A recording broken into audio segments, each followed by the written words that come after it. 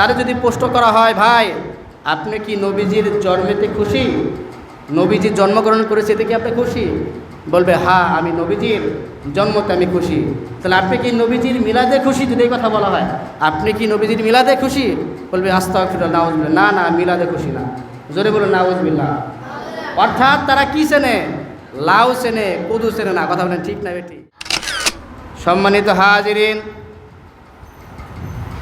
নবীজির আগমনের কথা বলার পূর্বেই আমি একটা কথা তাজ দিয়ে বলতে চাচ্ছি,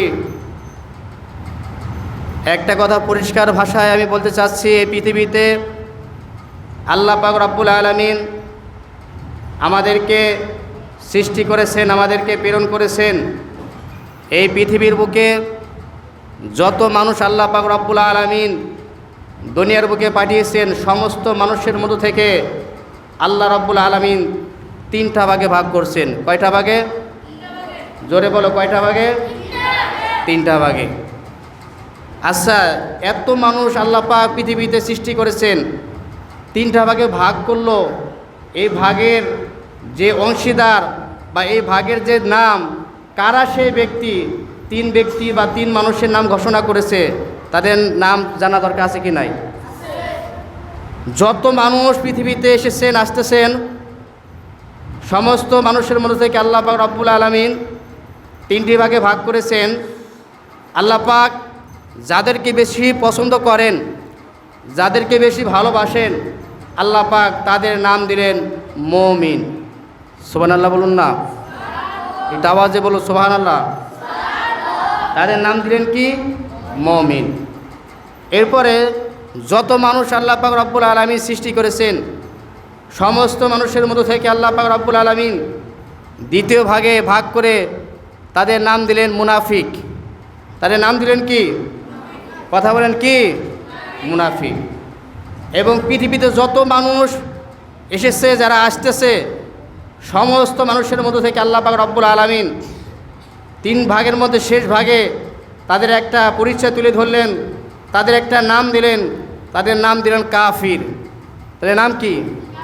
কাফির। এই যে নাম দিলেন, শুধু নাম পর্যন্ত সীমাবদ্ধ আল্লাহ পাক রব্বুল আলামিন করে রাখেন নাই। আল্লাহ পাক তাদের সম্পর্কে একটা সূরা নাজিল করেছেন। সুবহানাল্লাহ বলুন না। সূরা কি? বুঝে থাকলে বলবা। এই যে তিন ব্যক্তির নাম বললাম, মুমিন, মুনাফিক, কাফির, এই তিন ব্যক্তিদের মধ্যে কোন ব্যক্তি সবথেকে সম্মানিত? সুবহানাল্লাহ বলো না। মুমিন। কারা? মুমিনরা। আচ্ছা, মুমিন, এই মুমিনদের সম্পর্কে আল্লাহ পাক কি বলেছেন, তাদের সম্পর্কে কোনো সূরা আছে কিনা, এই সম্পর্কে আমরা জানব। আল্লাহ শুধু মুমিনদেরকে শুধু নামই রাখলেন না, শুধু ভালোবাসেন না, এতটুকু নয়, আল্লাহ পাক রব্বুল আলামিন তাদের সম্পর্কে একটা সূরা নাজিল করলেন। যদি বলুন সুবহানাল্লাহ।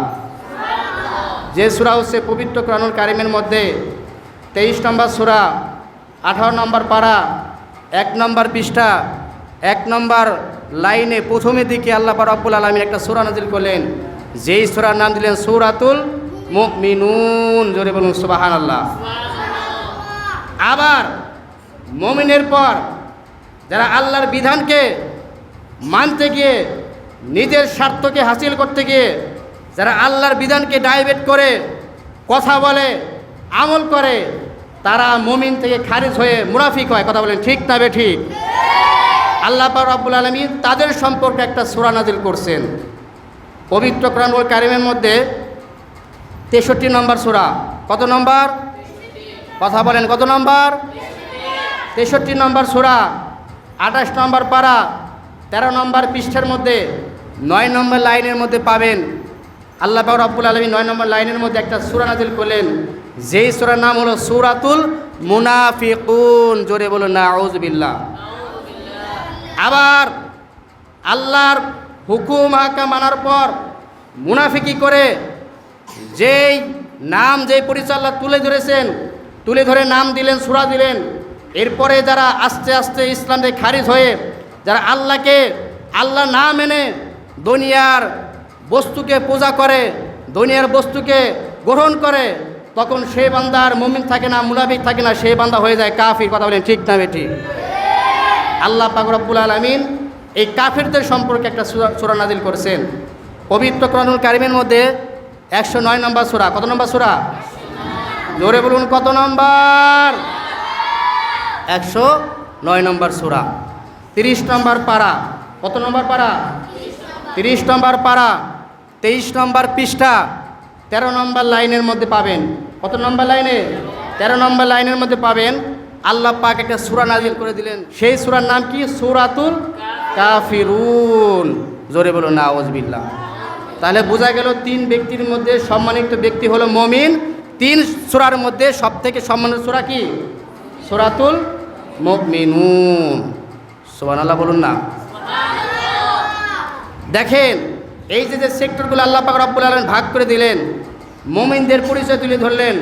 আবার মুমিনদের সম্পর্কে 18 পারার মধ্যে আয়াতে কারিমার মধ্যে বলে বলে তাদের পরিচয় তুলে ধরছে, তাদের সম্মান তুলে ধরেছে। জোরে বলুন সুবহানাল্লাহ। আসেন একদিকে আমরা ঘুরে আসি, সূরাতুল মুমিনের মধ্যে আল্লাহ কি বলছে? বিসমিল্লাহির রাহমানির রাহিম। قد أفلح المؤمنون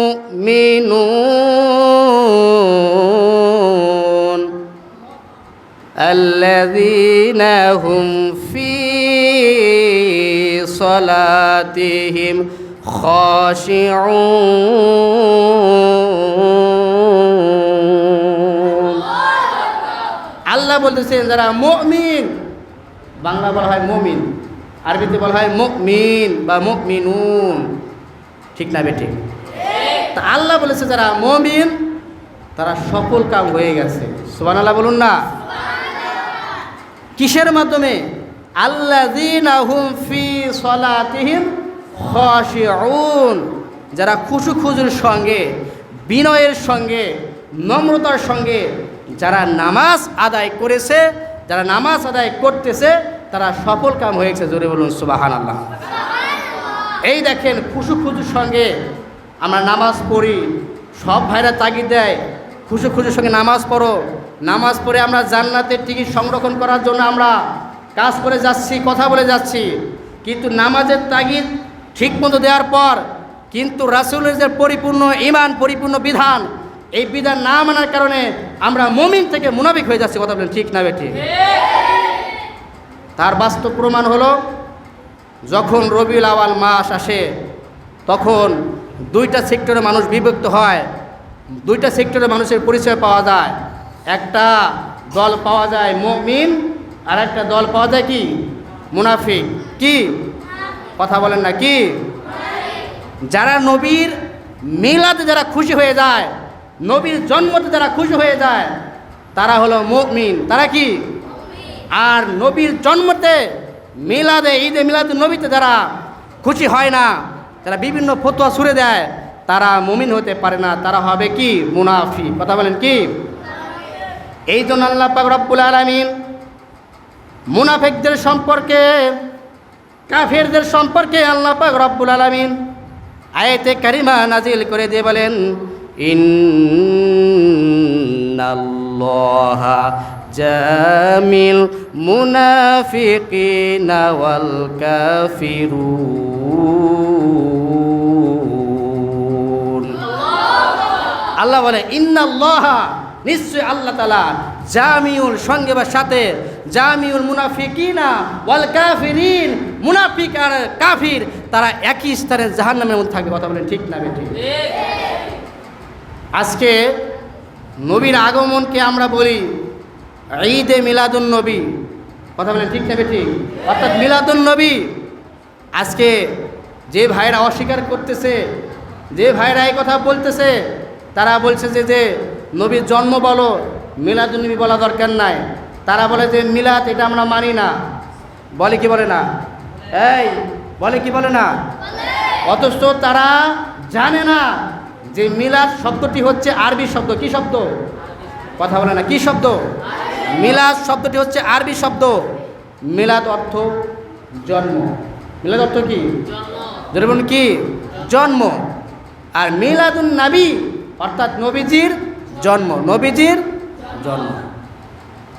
তা এই যে নবীজির জন্ম, নবীজির জন্মকে বলা হয় মিলাদুন নবী।